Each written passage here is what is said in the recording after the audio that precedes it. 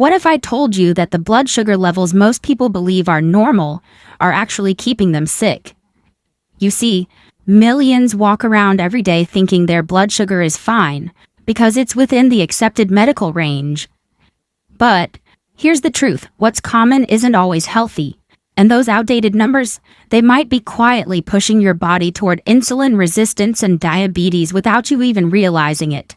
So before you take another bite of that healthy breakfast cereal or sip your favorite smoothie, ask yourself, what does your body really consider normal? Today on Healthy Start, I'm going to break down the absolute best way to lower blood sugar, naturally, effectively, and for the long run. We'll start by exposing the surprising truth behind the numbers you've been told to trust. What's considered a normal fasting glucose level? What actually happens inside your body after a meal? And why do so many of us see a spike without even eating sugar? This isn't just about managing blood sugar. It's about redefining what it means to be metabolically healthy in a world full of processed carbs and conflicting advice. So let's take a deep breath. Set aside the myths, and take a closer look at what your blood sugar is really telling you. Now let's dive into the first part, understanding what those blood sugar numbers truly mean, and why aiming for normal might be the biggest mistake of all. When we talk about blood sugar, most people think in terms of simple ranges, fasting glucose between 70 and 100, and anything outside of that is a problem. But here's the thing. Just because a number falls within the normal range doesn't mean your body is functioning optimally. Let's break this down. The medical community often says fasting glucose between 70-100 milligrams DL is normal. If your fasting glucose is 101-125, you're considered pre-diabetic, 26 or higher. That's type 2 diabetes. On the surface, this looks like a clear, helpful scale. But dig a little deeper, and you'll realize these numbers don't tell the full story. Let's say your fasting glucose is hovering around 95. That's technically normal, right? But what if it takes hours for your blood sugar to come back down after a meal? What if your insulin levels are spiking in the background just to keep your numbers in check? The truth is, you could be insulin resistant and not even know it. And that brings us to a critical question. What should happen to blood sugar after you eat? Many guidelines suggest that after a meal, your glucose can peak at 170 to 200 millimoles DL and still be considered okay. If you're pre-diabetic, they say it's fine to hit 190 to 230, and if you're diabetic, even 300 is expected. But let's pause here.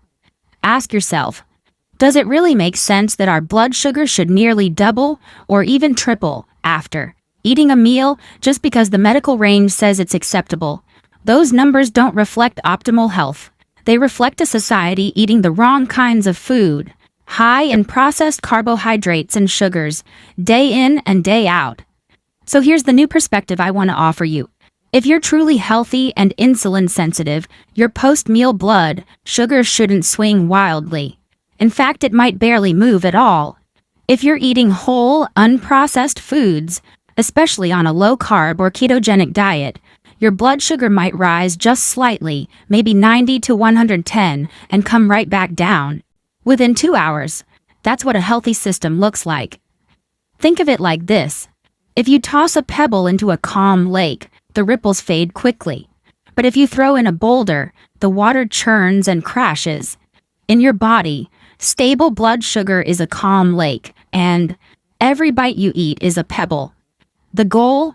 Keep the ripples small. So now that we've cleared up what your blood sugar number should look like, let's ask a deeper question. Why is blood sugar high in the first place? Most people assume it's simple. I ate sugar, so my blood sugar went up. But that's just the surface. The reality is, it's not just about what you eat, it's about how your body responds. Yes, food plays a role. Carbohydrates, especially processed ones, cause the biggest spike, but even within that, there are layers. Let's break it down. Simple. Sugars like table sugar or high fructose corn syrup raise blood sugar fast. Starches like bread, Pasta, potatoes, and rice break down into glucose almost instantly. In fact, some starches can spike blood sugar even faster than pure sugar. Even healthy carbs like whole wheat or brown rice aren't innocent. They're just sugar in disguise. But here's the twist. It's not just the carbs themselves. The real issue is insulin resistance. Here's how it works. When you eat carbs, your blood sugar rises. Your body responds by releasing insulin, a hormone that helps move glucose from your blood into your cells, where it can be used for energy. But over time, especially if you're constantly eating sugar and refined carbs, your cells start pushing back. It's like they're saying, "We're full. Stop forcing this in." That resistance makes it harder for insulin to do its job. So what does your body do? It sends even more insulin. And that's where the vicious cycle begins. More carbs, more blood sugar, more insulin, more resistance, and repeat. Eventually your body is screaming, "Enough," but the sugar keeps coming. That's when blood sugar starts to climb and doesn't come back down. But wait, it gets worse. Let's go back to that soda. You're not just getting sugar. You're getting fructose, the sneakiest, most damaging form of sugar. Unlike glucose, which your body can use for energy, fructose can only be processed by the liver. And when your liver gets overloaded, especially day after day, it turns that fructose into fat. That's how you end up with fatty liver disease, even if you never drink alcohol. And guess what? A fatty liver doesn't just store fat. It becomes insulin resistant too. Think about that. One organ, the liver, can set the tone for your entire metabolic health. And when it's overloaded, your entire system starts falling apart. So yes, sugar raises blood sugar. But fructose clogs the liver. Starches flood your system, and over time, your cells stop responding altogether. That's insulin resistance. And it's the hidden engine behind so many cases of prediabetes, type 2 diabetes, and stubborn belly fat. But don't worry, this isn't all doom and gloom, because just like the body can spiral downward with years of poor eating, it can also heal faster than you think. In fact, if it took 20 years to develop insulin resistance, it might only take a few months of smart, intentional changes to begin reversing it. But first, we need to talk about the types of food that trigger these problems the most, and which ones actually help bring your blood sugar down. That's exactly what we'll cover next. Carbs, protein, and fat. How each affects your blood. Sugar. Let's take a closer look at how the foods you eat directly impact your blood sugar, because not all calories are created equal. When it comes to blood sugar spikes, carbohydrates are the clear frontrunners. But not all carbs are obvious. Sure, we know that candy, soda, and pastries are loaded with sugar, but what about a plain bowl of rice, a slice of whole wheat bread, even a baked potato? Here's what most people don't realize. Your body sees all of them as sugar. Let's say you eat a slice of bread. From the moment you take a bite, an enzyme in your saliva called amylase starts breaking down the starch into simple glucose molecules. That process continues as the food moves through your digestive system, and within minutes, glucose floods your bloodstream. That's why things like bread, rice, and pasta, yes, even whole grain versions, can spike blood sugar just as fast or even faster than table sugar. Now let's talk sugar itself, specifically fructose, found in things like soda, candy, sweetened yogurt, and high fructose corn syrup. Unlike glucose, which can be used by nearly every cell in the body, fructose can only be processed in one place, the liver. That means when you consume a large amount, say, from a can of soda, your liver gets overwhelmed. And what happens when the liver can't keep up? It turns that fructose into fat. That fat clogs up your liver, leads to non-alcoholic fatty liver disease, and makes your body even more insulin resistant. That's why fructose doesn't just spike blood sugar, it damages the very system that controls it. So we've established carbs and sugars are the heavy hitters. But what about protein? Protein does affect blood sugar, but in a slower, more indirect way. Here's how it works. Your body uses protein to build and repair tissues. But if you eat more protein than your body needs for repair, your liver can convert the excess into glucose through a process called gluconeogenesis. So yes, too much protein can raise blood sugar, but not nearly as much or as quickly as carbs. The silver lining? Protein doesn't create insulin resistance. It doesn't clog the liver. It may raise blood sugar slightly, but in a way that your body can usually handle, especially if you're eating it as part of a balanced meal. And finally, we come to fat, possibly the most misunderstood nutrient of them all. Here's the truth. Fat has virtually no immediate impact on your blood sugar. That's right. Eating healthy fats, like avocados, nuts, olive oil, eggs, or even fatty fish, doesn't cause blood sugar spikes. In fact, fat can help stabilize your blood sugar when eaten alongside other foods. There is a tiny caveat. Stored fat in animals, including us, comes in the form of triglycerides, 3 fatty acids bound to a glycerol backbone. That glycerol component, about 5% of the fat content, can be converted into glucose, but the effect is slow, minimal, and indirect. So to recap, carbs raise blood sugar fast and hard. Sugar raises it even faster and damages your liver. Protein raises it gently, only when eaten in excess. Fat barely moves the needle. Think of carbs as lighting a match, fast, hot, and short-lived. Protein is like slowly turning up a dimmer switch. Fat? It's a calm, steady glow. So if you're wondering why a low-carb, high-fat diet tends to stabilize blood sugar, now you know. So far, we've talked a lot about how different foods affect blood sugar. But now, let's zoom in on the real culprit behind chronically high blood sugar, and why so many people struggle to control it even when they eat right. That culprit is insulin resistance. Let's start at the beginning. Every time you eat, especially when you eat carbohydrates, your blood sugar rises. Your pancreas responds by releasing insulin, the hormone whose main job is to help move glucose from your bloodstream into your cells, where it can be used for energy. Think of insulin as a key. It unlocks the doors of your cells, letting the high sugar in. But here's the problem. If you're constantly eating high-carb meals, your insulin is constantly at work. Over time, your cells start to get overwhelmed. They begin saying, "We've had enough. Stop pushing sugar in here." That's insulin resistance. It means your cells no longer respond well to insulin. They slam the door shut, even when the AAT fits. And what does your body do in response? It makes even more insulin, trying to force the sugar in. But the more insulin you produce, the worse the resistance becomes. And now, you're stuck in a vicious cycle. Blood sugar goes up. Insulin goes up. Cells resist. Blood sugar goes higher. The body pumps out even more insulin. This loop can go on for years, without symptoms. You might feel normal, get normal blood sugar tests, and have no idea your body is fighting this hidden battle. Eventually, the system begins to break down. Your blood sugar stays high, even when you haven't eaten.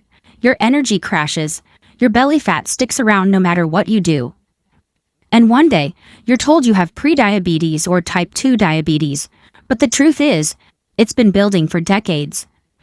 What's even more concerning? We only measure blood sugar in most routine tests, but insulin levels often double, triple, or quadruple long before blood sugar changes at all. So someone might look perfectly healthy on the outside, or even have normal glucose levels, but their body is secretly producing 5 times more insulin just to keep it that way. That's like a car engine working overtime just to stay at the speed limit.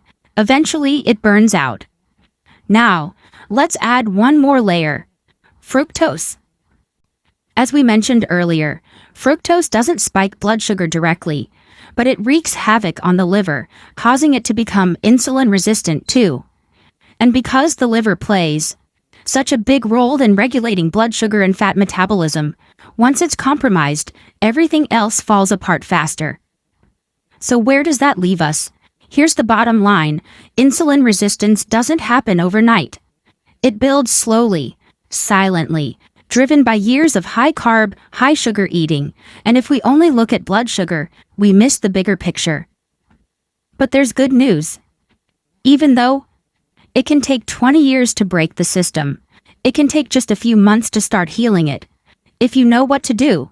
And that's what we'll talk about next. Because once you understand insulin resistance, you can begin reversing it, starting with what you eat, how often you eat, and how you move your body every day. Reversing insulin resistance. Start with these 4 powerful steps. Step 1. Eliminate sugar completely. This might sound obvious, but it's where most people stumble. Sugar is the most powerful trigger for insulin, and the biggest contributor to insulin resistance. Remember, sugar is half glucose and half fructose. The glucose spikes your blood sugar and insulin. The fructose clogs your liver and makes everything worse. So if you do just one thing starting today, make it this: cut out added sugars. That includes sodas, fruit juices, candy-baked goods, and even those healthy energy bars loaded with honey or agave. Every gram matters. Because even a little fructose consumed consistently will overload your system. Step 2. Cut down on starches and refined carbs. You might be thinking, I don't eat sugar, so I'm fine. But here's the catch. Most carbs turn into sugar in your body. Bread, pasta, cereal, rice, potatoes, corn. They all break down into glucose rapidly. That glucose then floods your bloodstream and spikes insulin.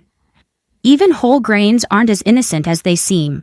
Yes, they may digest a little slower, but the effect on insulin is still strong. Instead, focus on non-starchy vegetables like spinach, broccoli, cauliflower, zucchini. Low-sugar fruits like berries in moderation. Healthy fats and proteins too. Keep you full without spiking blood sugar. This brings us to an empowering truth. You don't need carbs to feel energized.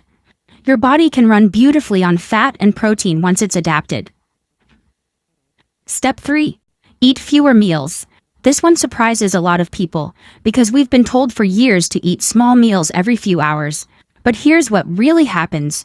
Every time you eat, insulin rises.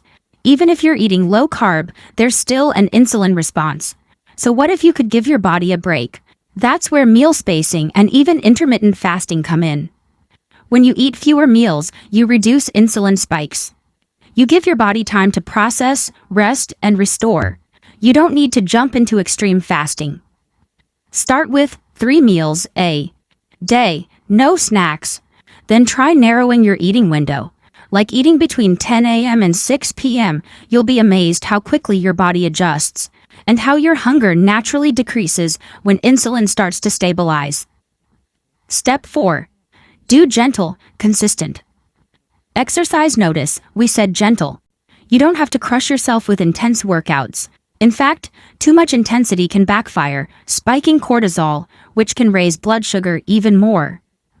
Instead, think long walks, slow cycling, light strength training, yoga. Why does this work? Because when you move your muscles, they absorb glucose directly from your bloodstream, even without insulin. It's like opening a side door for sugar to exit, bypassing the resistance. Your muscles act like sponges. They soak up excess glucose and lower your blood sugar naturally. And the best part, the more muscle you build, the better this process gets over time. So to recap, cut out sugar completely, reduce starchy carbs, eat fewer meals, space them out. Move your body gently but consistently. These steps aren't just theory, they're powerful. Tools that can reverse years of damage and help your body function the way it was meant to. Let's be honest, when people hear that it took years, even decades, for insulin resistance to develop, they feel defeated. How long will it take to fix this? Will I ever get back to normal? Here's the good news. The body can heal much faster than it breaks. But it requires one thing that most people underestimate: consistency. Think of insulin resistance, like digging a hole. You've spent years with a shovel in your hands. High-carb meals, snacks every few hours, sugary drinks, processed food. But now you've finally stopped digging. You're ready to climb out. Here's the secret. The moment you stop adding fuel to the fire, your body begins the repair process. Progress comes in layers. In the first few weeks of cutting out sugar and processed carbs, you may notice reduced cravings, more stable energy, fewer crashes after meals, better sleep. That's your insulin levels dropping. That's your body starting to trust you again. After a couple months, many people begin to see fasting blood sugar, improving belly fat, starting to shrink, more mental clarity, hunger cues becoming more natural. That's metabolic healing in motion.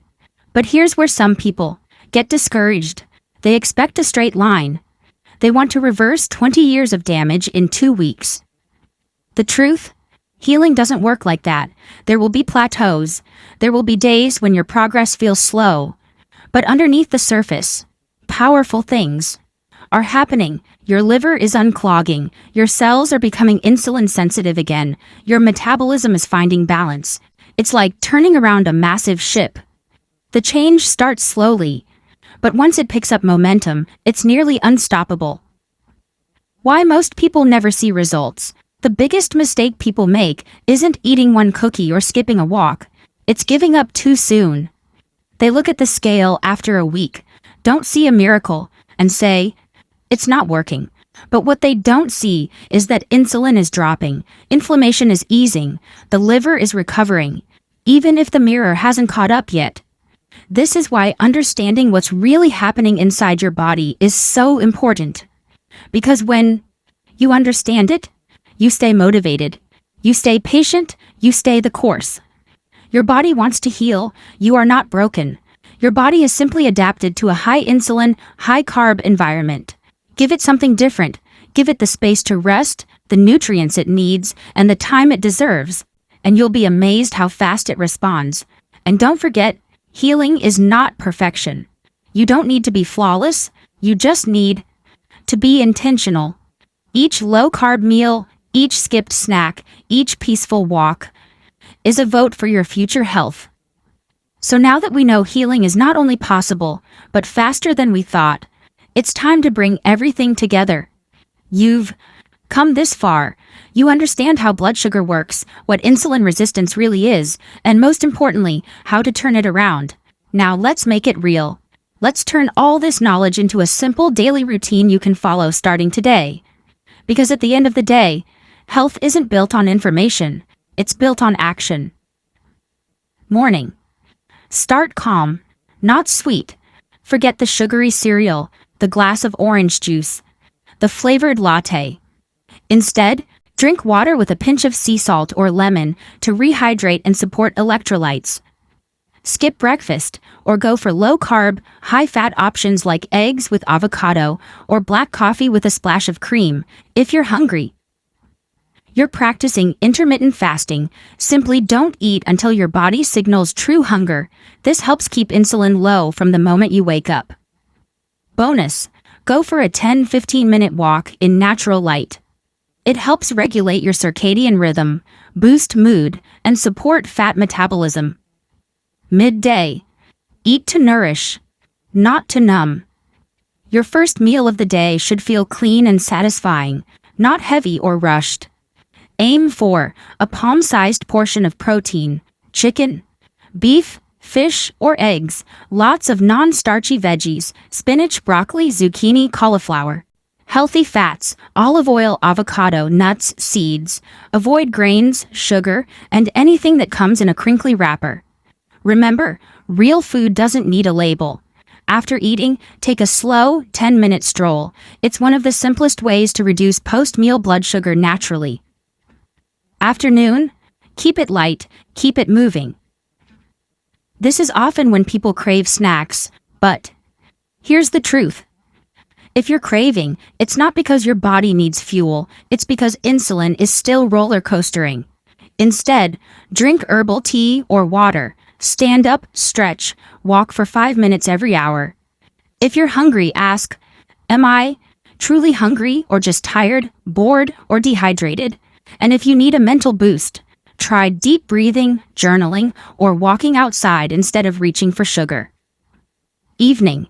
End the day in balance. Dinner should mirror lunch, clean protein, lots of veggies, healthy fats. But here's the twist. Keep dinner early. Eating too close to bedtime keeps insulin elevated and disrupts sleep, which can spike blood sugar the next day.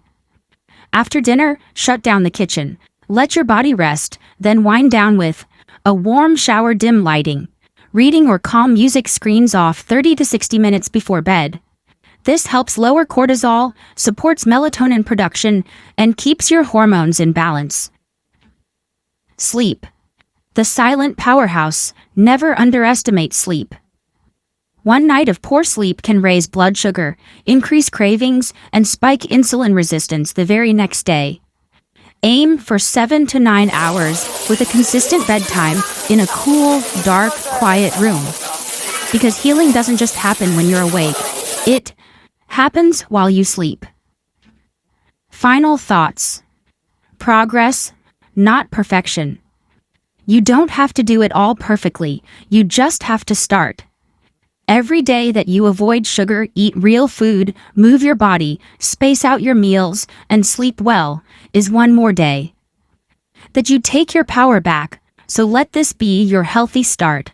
Your body is ready. Your path is clear. Now it's time to begin. If this video helped you understand blood sugar and insulin resistance better, hit that like button. It really helps us reach more people. And if you want more science-backed guidance to take control of your health, don't forget to subscribe to Healthy Start and turn on notifications. There's so much more coming. Stay strong, stay curious, and stay committed to your healthiest life.